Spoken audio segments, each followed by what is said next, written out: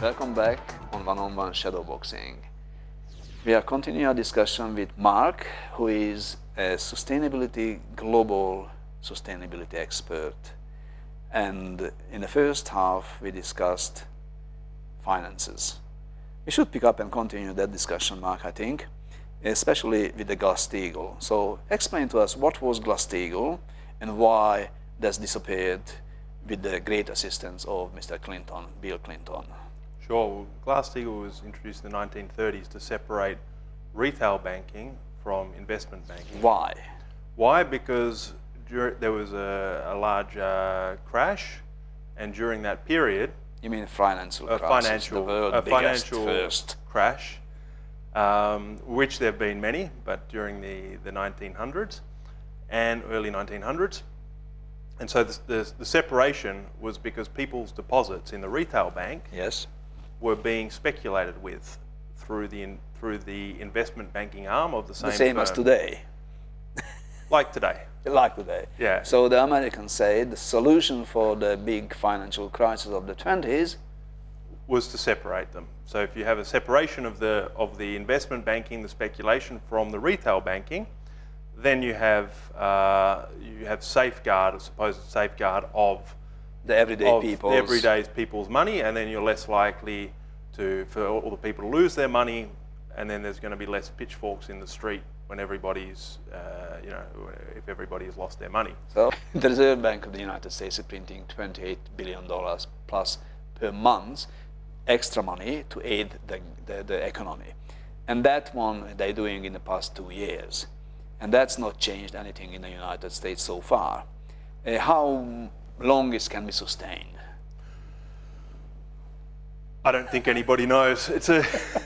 It's a good question, and they keep talking about winding that back, this so-called tapering. Yes. But at this stage, it's just talk, because if you have debt now, which in the US is around 110% of their GDP, yes, it's very, very hard, and you're spending that much money on interest.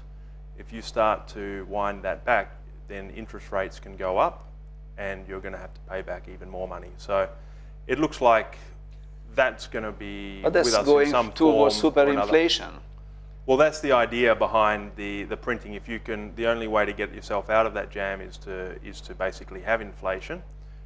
If you have inflation, then the amount of money you owed before is not worth as much in today's dollars that you have to pay. Yeah. So that's what's happening now. But there's also some other things which are happening with inflation and the measurement of that.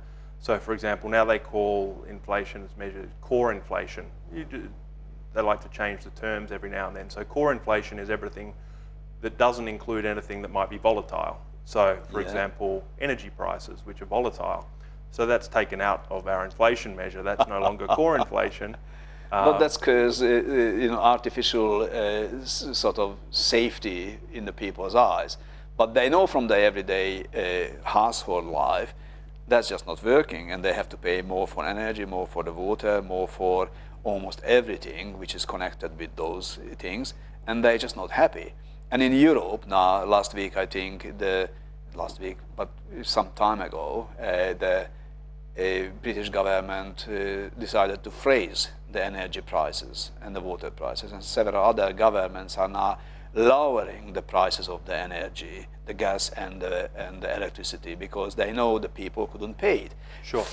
Much more. In Italy, for example, you could not heat your houses, your own house, more than 6 hours per day, regardless of how cold it is. And if you go over 19 degrees Celsius, then if you discovered you're doing that, you have to pay 2,500 euros as a penalty to overheat your house. And you couldn't heat the house between 6 p.m. and 8 a.m. Mm-hmm. It's a moratorium on it. Mm-hmm. And if you do it, again, you have to pay 2,500 euros. That's right. But what's 2,500 so where are we going? euros? Well, if you have 100 million euros in the bank, you can heat your house all you want for a few hundred years in Europe every night. And I think that's part of the issue, because you've got so many people, or quite a few people who are so rich. Who couldn't pay it anyway. And so you've got a lot of people who can't pay it anyway, so it doesn't matter to them, so they might as well heat their house. and you've got a lot of people who are poor, and that amount of who are rich, and that amount of money is not very much to them. It's not an issue, so they might as well heat their house too. So, and then you've got everybody in between, and everybody in between, like we normally know, are the ones who are paying the taxes and the ones who are suffering from that. So. If this is what's happening in the United States, and that keeps the economy, they say, going, and they're doing for to helping the people to survive this economic crisis, creating probably on a long term bigger problem than the crisis was itself. What's happening in Australia? Because we heard in Europe the bailouts, and even in Australia, banks being the four big ones, and all the banks is bailed out for 2 years at least by the government guaranteeing the depositors' money. Then it's ended in 2011, and then what's happened after? Because in Europe now we experienced this in 2013, the bail-in situation, where in Cyprus the people's money from the bank being taken by the banks, it's called bail-in.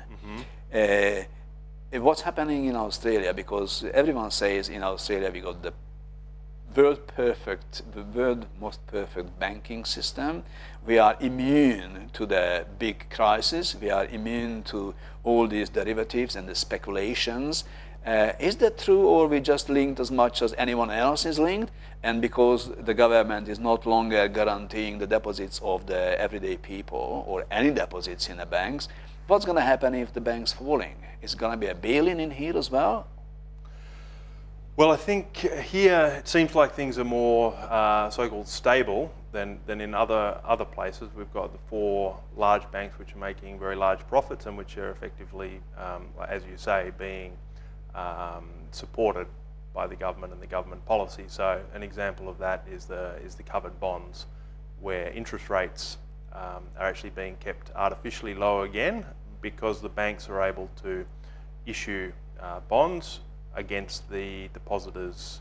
There's no ideal solution when one of these institutions fails, but it's also not an ideal solution for the taxpayer to be on the hook as well, which is to bail them in. That's right, which is mainly where we've been heading over the past 5 years. If you look at the US with other companies as well, but also also in Australia with some of the support given to the car manufacturers as well, then you end up with a situation where government and business is working together to maintain the status quo effectively.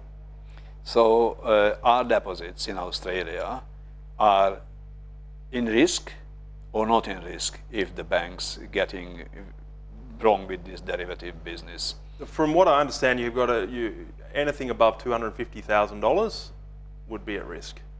Anything less than that, and it's not at risk. But that was until 2011, or is still the case? I believe that's still the case. I believe it was $1 million in 2011. Now it's 250,000. But you might want to check with your bank. But how can you check it with your bank, which is a good idea? How can you check that? Because they're not giving information on that to you if you're asking. Well, I tried it before, and they say no, we don't know.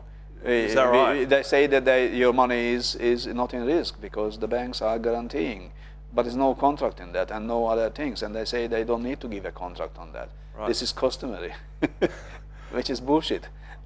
Well, I've asked my university credit society, yes, and they've told me they have insurance. I think they've got insurance for anything above the 250,000, or they also have 250,000. Insurance but not from the government. That's not from the government, no.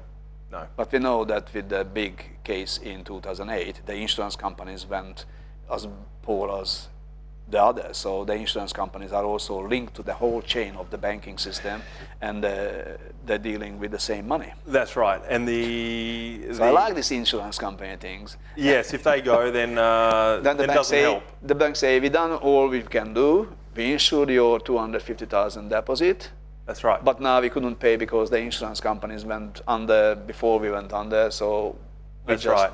And that was the situation with AIG during the financial crisis. Yeah. Yeah. So are we insecure or not? with our deposits? That's a good question. You know, I think in Australia we're relatively secure.